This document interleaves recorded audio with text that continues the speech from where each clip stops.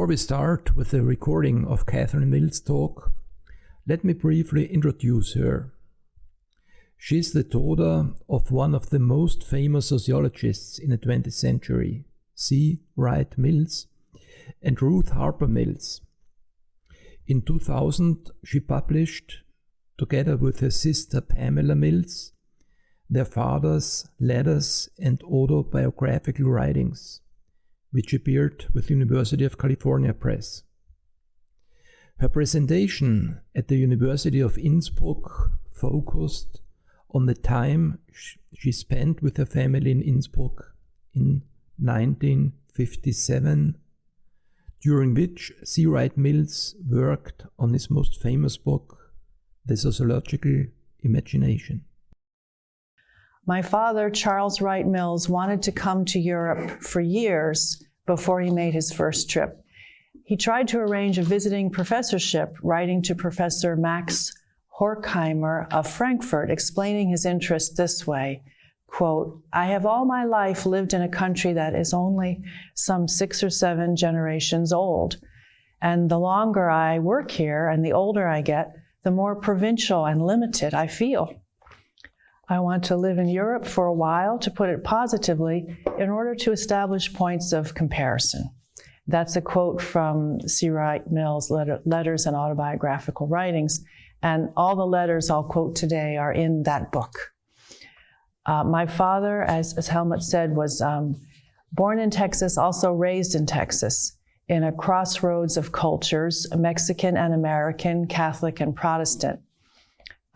His bachelor's degree in sociology, his master's in philosophy were both from the University of Texas at Austin.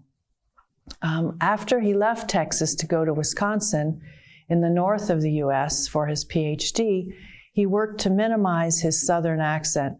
I think he didn't want his regional accent to distract from the substance of his words. In 1945, he reached the national stage, so to speak, in the United States when he came to New York City and Columbia University. His first attempt to obtain a visiting professorship in Europe did not bear fruit, but fortunately a different opportunity arose.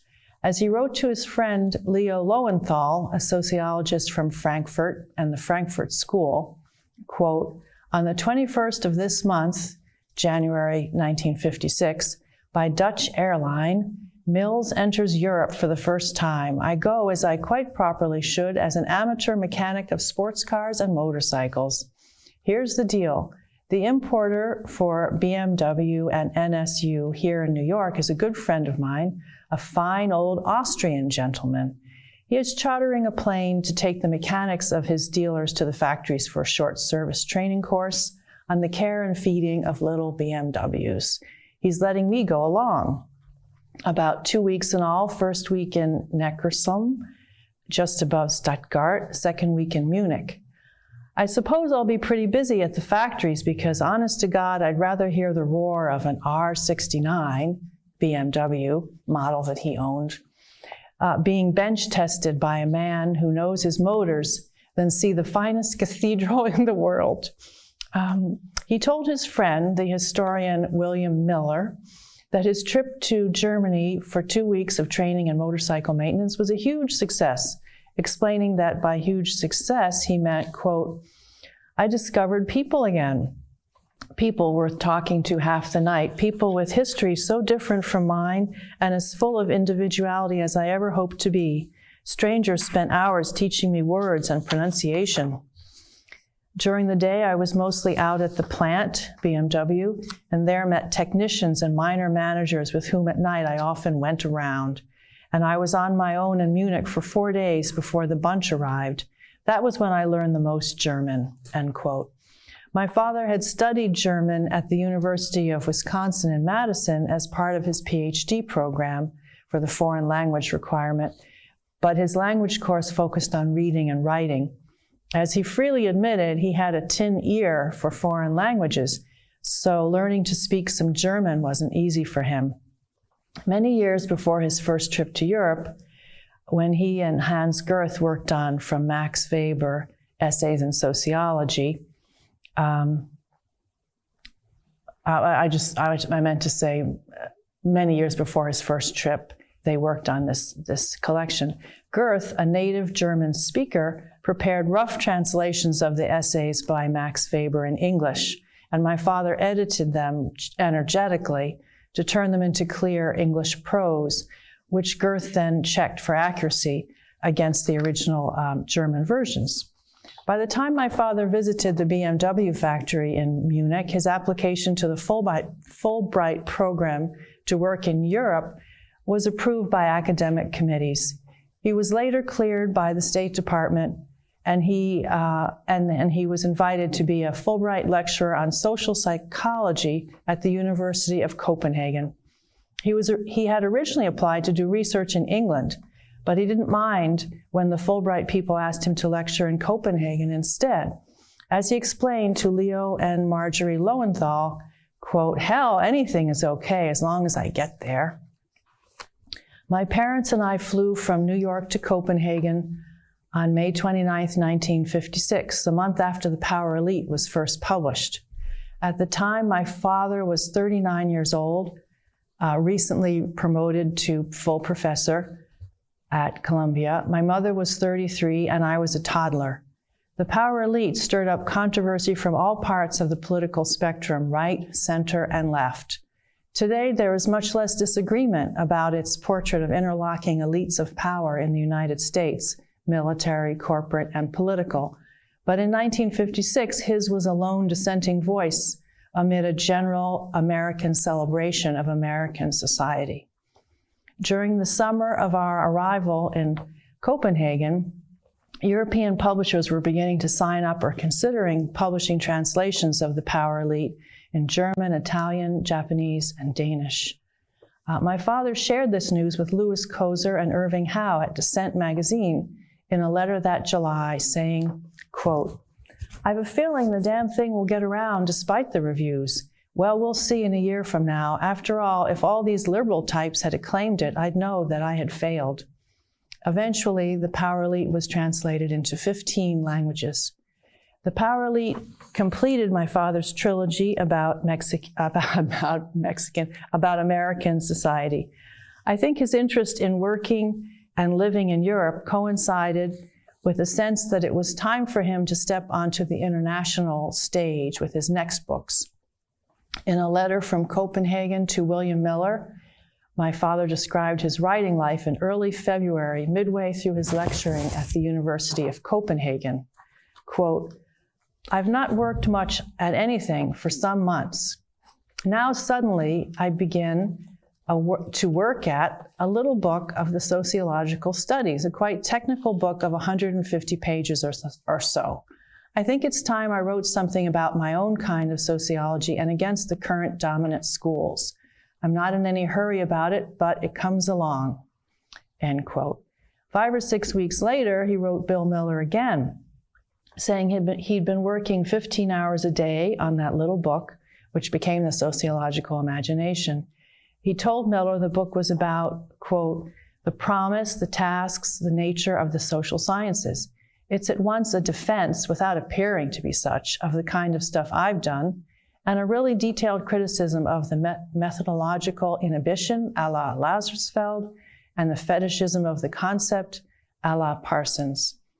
It also contains a complete, and I believe first-rate rewrite of a never-published essay on intellectual craftsmanship, and a brand new version of The Political Promise, which is set within a neat little view of the role of reason in human affairs and history. Within it, I have also finally been able to state the central role of historical studies as a whole. I am very excited about it all, and I can't conceive of any sudden shift in my evaluation of it. I must ask that you not mention any of this to our friends, especially those at Morningside Heights. That's the neighborhood where Columbia University is. I want it to be just one big dandy surprise, as from a prophet who comes in from the desert." End quote.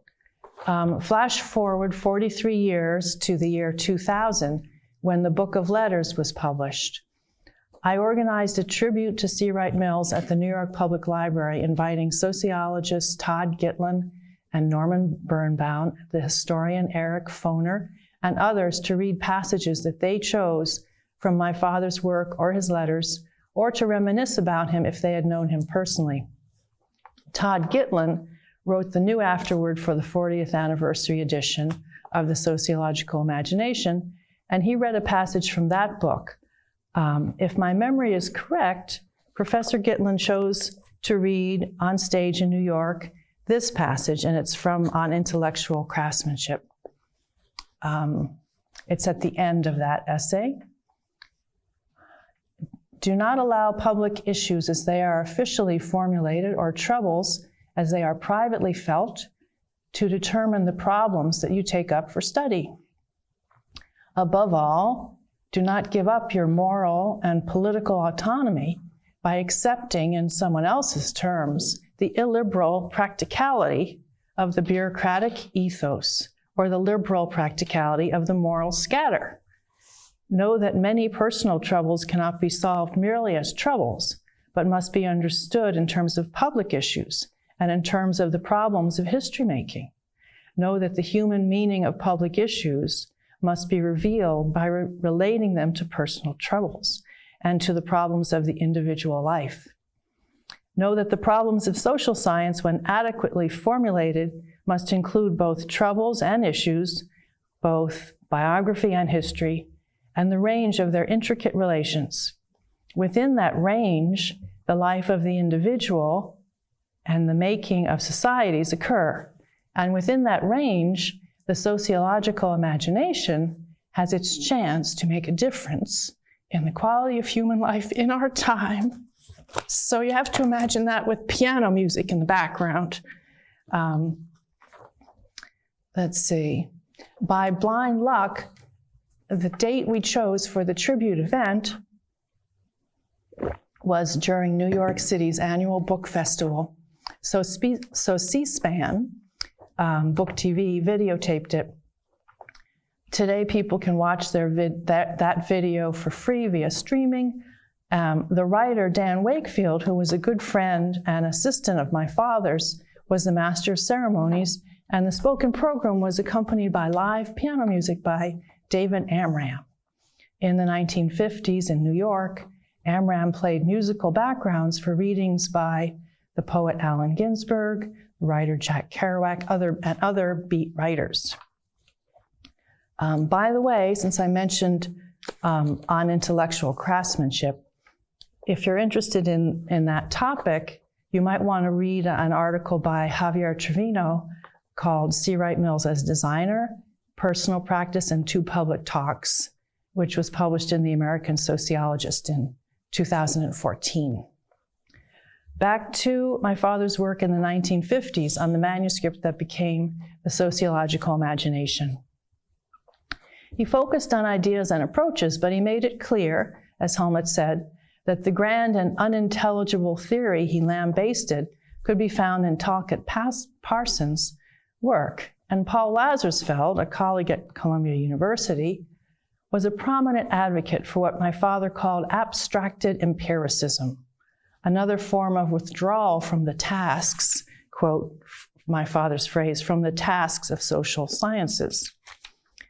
My father had crossed swords with both Parsons and Lazarsfeld in earlier years, via book reviews of each other's work, or, in the case of Lazarsfeld, working together or trying to at Columbia's Bureau of Applied Social Research. In a letter to Dwight MacDonald, who was planning to launch his new magazine, Politics, at the time in 1943, my father mentioned translations of writings by Max Weber, and he also mentioned Talcott Parsons. Quote, "If we could only clear the copyright stuff, we, Girth and I, could let you have translations of Max Weber on class and status, which we've done. It has never been published in English and is not included in part one of Wirtschaft and Gesellschaft, yes, which Parsons of Harvard has translated and is now in English press. The son of a bitch translated it so as to take all the guts, the radical guts, out of it, whereas our translation doesn't do that," end quote. As for Lazarsfeld, I'll tell you what my father wrote about him from Innsbruck in November 1957 to Ralph Miliband and Norman Birnbaum. In periods when my father was taking a break from writing, he often read popular westerns and detective novels. You might notice some influence from those stories in part of this letter. And let me just turn to the right page here. For 10 days now, I've been doing nothing but writing long 2-page single-space letters with carbons to various people about the Columbia situation. I've had to save 2 instructors, Litvik and Siegel, and ward off other predatory silliness mounted by Lazarsfeld. By no means is the sociological brawl at Columbia finished. By no means should it be assumed, as Norman apparently does, that I will lose. On the contrary, this round I think I have won. At least I've strengthened my position considerably, and more importantly, have broadened to confrontation administratively by getting it squarely before Dean Barzin and Dean Chamberlain, and intellectually by making it turn on something worth fighting about, the cultural crisis of the social studies and the problem of a proper liberal arts education. Until now, I have not really fought these people in American sociology. I've ignored them and done my own work.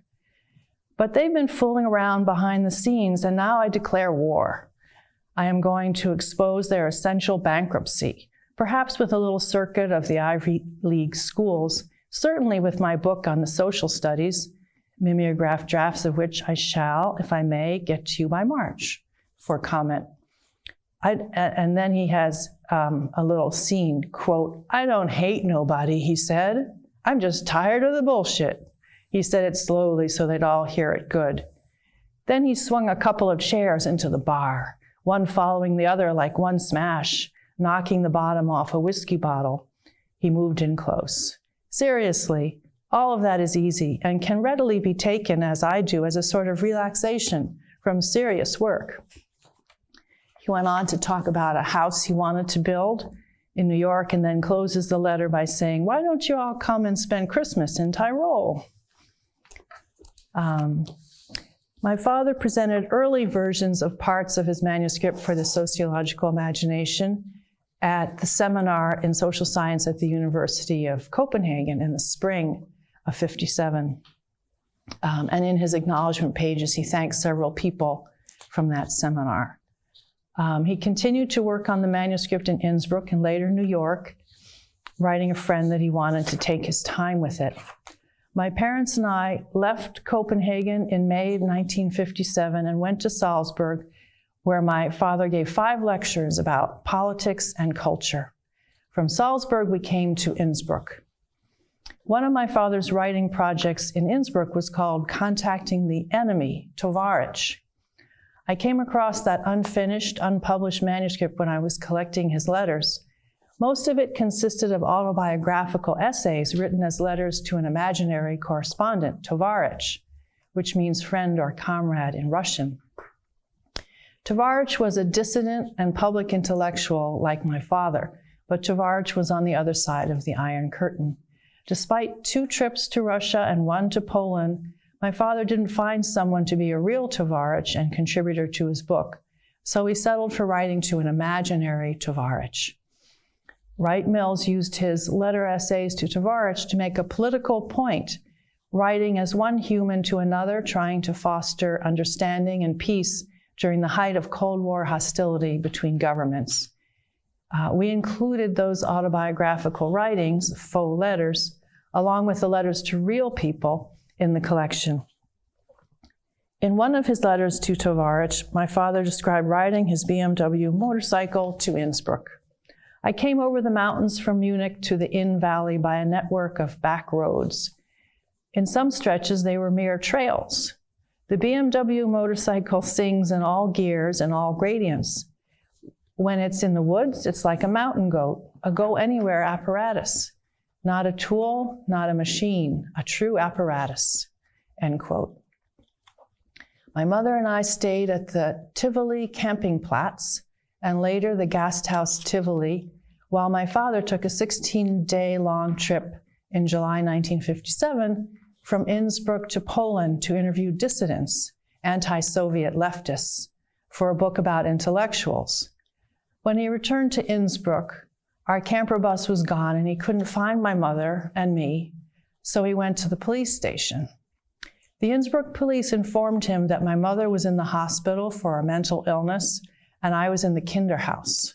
My mother had been fine when my father left 2 weeks earlier, so this news came as a shock to him. My mother's illness wasn't discussed in the Book of Letters because she was still alive when it was published, and she preferred to keep her mental health, or the lack of it at that time, private, at least in the context of the Book of Letters. She died almost 10 years ago. My father wrote to a friend saying that my mother's psychiatrist at the Psychiatric Neurological Clinic of the University of Innsbruck, Professor Hubert Urban, was the head of his department here at the university. Many years later, my mother told me that Dr. Urban was very well known and only treated patients whose cases he found interesting. My mother was an interesting case. In the hospital, she received insulin shock treatments, which seemed to be common at the time. Lithium was not yet in use for patients like my mother who had manic depressive illness, otherwise known as bipolar disorder. Dr. Urban lived with his wife and their several children in Innsbruck in a home with a spare room set up to host a recovering mental patient, an unusually hospitable version of outpatient care. My mother stayed there with the Urban family after she left the hospital. At first, my father stayed at the campground at Tivoli, then the Gasthaus Engel, and later a larger hotel near Innsbruck, the Hallensteiner. I think that might be mispronounced. This chapter in my family's life began the summer of my second birthday, so I don't remember it. My father took me out of the Kinderhaus and arranged for me to live in the home of a young Austrian woman named Gina and her grandmother. Gina is the woman that Veronica found for me. My father had 4 books underway at the time: The Sociological Imagination, Contacting the Enemy, a short book on intellectuals, and another short book to be called Politics and Culture based on his lectures in Salzburg. After a while, my father wrote friends saying he'd established a routine for his writing, his visits to my mother, when visits to her were allowed, and his visits with me, taking me on picnics or drives around Tyrol. He also hiked or drove his motorcycle to try to relax. In a letter to Ralph Miliband, his friend at the London School of Economics, my father described his writing life here in Innsbruck. Quote, "Here I am, writing rather impassioned, stand up all you bastards and begin to fight stuff on world politics and intellectuals for 2 or 3 or even as many as 6 hours a day, and then collapsing, exhausted. I shall remember these days. There ought to be some way to exploit them intellectually," end quote. My parents had originally planned to return to New York in early September '57. As September approached, Dr. Urban told my father that my mother wouldn't be ready to end her care here by then. So my father obtained a leave of absence from Columbia University for the fall semester. He extended his stay here in Innsbruck to a total of 5 months. My mother and I stayed for 10 months. By the time my father left Austria, my mother had recovered and announced that she wanted a divorce from him. Given my family's situation at the time, it's no surprise that one of my father's letters to Tovarich from Innsbruck was on the topic of personal trouble. He wrote Tovarich, quote, "When you're in trouble, it's as if you're sitting at a huge table with many little piles of notes on it, as if for the chapters of a book. Every day or so, the major themes of the book mysteriously shift, so that you've got to sort everything out in a different way. Too many decisions all at once and too many elements you've got no control over. That's what being in trouble is. The decisions and the redecisions, the tentativeness of anything you do, of all action, generally wears you down. Questions no longer prod thought. Thronging up on you, they clog reason itself. The process wouldn't be so bad if you were getting somewhere, if it really was a book, for instance. But that's what writing a book is. No matter how complicated all the questions are, no matter how many times you have to decide again, still you come to have more and more control over more and more aspects of it. That's why to write is to get out of trouble. For the trick is to sort it all out in such a way as to be able to work on one part at a time, with the whole merely a vague and helpful outline. To write is to get on top of it all. Writing, at least the thing about writing I'm talking about now, is another name for the creating and maintaining of a more or less orderly mind of your own, and so a sense of your own identity. When you're writing, you've got a plan, and the changing of it is more or less in your hands. But when you're in trouble, you are overwhelmed by events and issues you have no control over. To be in trouble is to be in the grip of fate, but not to be able to get any melodramatic pleasure out of it. To cope with trouble, you've just got to keep on trying to write, trying all the time to find an outline of the whole that's stable enough. I've only been in personal trouble 3 or 4 times, but I'm an old pro at trouble. In trouble, I feel like an old man, not a tough old man, but still a survivor. As they say in Austria, quote, bend, don't break. Or as I say, set up a new file. Plan 9 has collapsed, set up Plan 10. I used to think old George Meade's slogan, the pragmatist, we don't know where we're going, but we're on our way. Pretty weak stuff, but it's not. It's the theme song of being in trouble, but not being dead, end quote. Today, Brazil is in the news because of the murder of Marielle Franco, the human rights activist and councilwoman. I'd like to close by reading from my father's letter to Tavares from Rio de Janeiro, Brazil, in 1959. As you can see in this passage, he praises Simone de Beauvoir. His basic point about de Beauvoir also applies to Marielle Franco. Let's find this page. To be an intellectual human being involves certain choices between grand, although I hope not grandiose, alternatives. The first alternative has to do with everyday life and may be put as follows. Most people relax into the private and everyday life of their milieu, generally accepting it and their place within it. They take its values as, after all, the most enjoyable. In the end, the round of family life and the faces of their children, a steady and pleasant job, let us say, as a college professor, and later a nice home, an article published every 3 years, maybe a textbook to quilt together. Isn't that about all there is in it? And after all, isn't that a pretty good life? Perhaps most people today would say at once, yes, it must be. Here is the second alternative, which can be put in the form of questions. Shall I build my life around projects that transcend the everyday and private life, generally rejecting as paramount the values of that life and my place within it?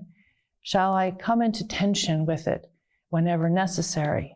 Shall I come to see myself as not only an ordinary man, but also as in some way representative of the discourse of reason? One key word here is project, which I take from Simone de Beauvoir, an admirable woman who has chosen the second alternative and whom you ought to read, especially if you are a woman or know any woman. Another key is standard, by which I mean the demands that you formulate and accept and make upon yourself. It is not so much that you live for ideas, it is that you really cannot live without them. Although, of course, you can exist, but you are not in involuntary servitude to the powers of the commonplace and the terrible domination of the everyday. And then he goes on to talk about the international character of intellectual life. He says, you and I, Tavares, we are students, writers, and readers. We belong to something that's bigger than any government. We owe loyalty, if you want, to something higher than any one state. Political loyalties are conditional upon our reasoning, and such loyalties are not circumscribed by national boundaries. This is a very important point for our attempt to communicate. Intellectual life, and so the working life of any intellectual, is not confined to any one nation.